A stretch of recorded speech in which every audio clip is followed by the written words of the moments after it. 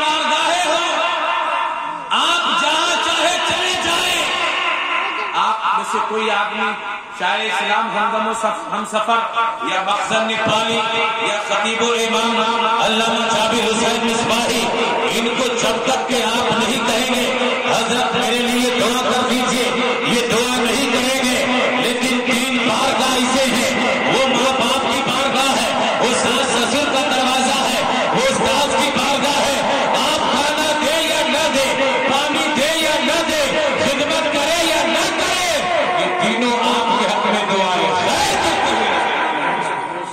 ये बात सही है कि नहीं है?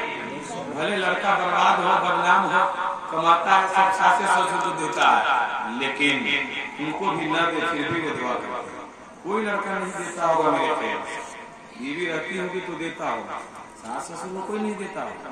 लेकिन ये ज़हन साफ कर ले, वो भी माँ बाप है, अल्लाह ताला दे रहा है तो उधर भी दीजिए, लेकिन अपनी माँ के कदम जरूर चूमिए, अपनी माँ को जरूर इज्जत कीजिए।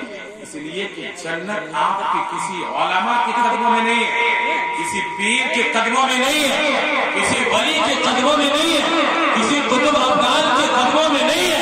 आपकी जन्नत आपकी माँ के कदमों के नीचे।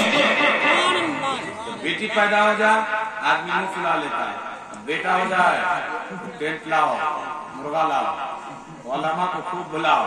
लेकिन सुनिए मेरे नबी ने क्या फरमाया, बुखारी की हदीस, ये मुतलकन बोल रहा हूँ, है कि नहीं? ये मुंह फुला लेता बेटी हो गई तो नबी फरमाते हैं जिसके घर बेटी पैदा हो जाए वो खुश हो जाए तो समझ लेना वो कामिले मोमिन का घर है। बोलिए ना भाई, जो मुंह फुला ले नबी फरमाते वो मुनाफिक का घर है। अच्छा, बेटी पैदा होती है ना, बेटी के बाप को एक फरिश्ता सुबह और दूसरे शाम को सलाम करने के लिए आता है, और वो रहमत के फरिश्ते होते हैं। और जब बेटी जवान हो जाती है, शादी करके जब अपने ससुराल जाती है, सास ससुर के दरवाजे पर, अपने शौहर के दरवाजे पर वो बरकत लेकर के अपने शौहर के घर चली जाती है। बेटी रहमत है, जिसके घर में बेटी नहीं उनका घर बेसुहाना है।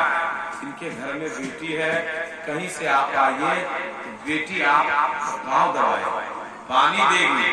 बेटा तो बस पैसा लिया, जहाँ निकलना है वो निकल लेगा, लेकिन बेटी बाप के कदमों में बैठती है, बाप के करीब बैठती है, इसलिए कि वो बेटी बाप के लिए रहमत है।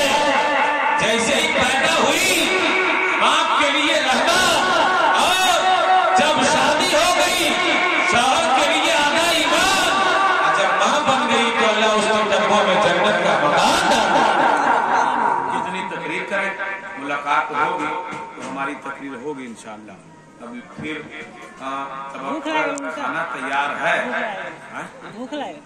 हमको भूख नहीं लगी, हम कौन खा के आए, हम तो कल ही से भूखे हैं कि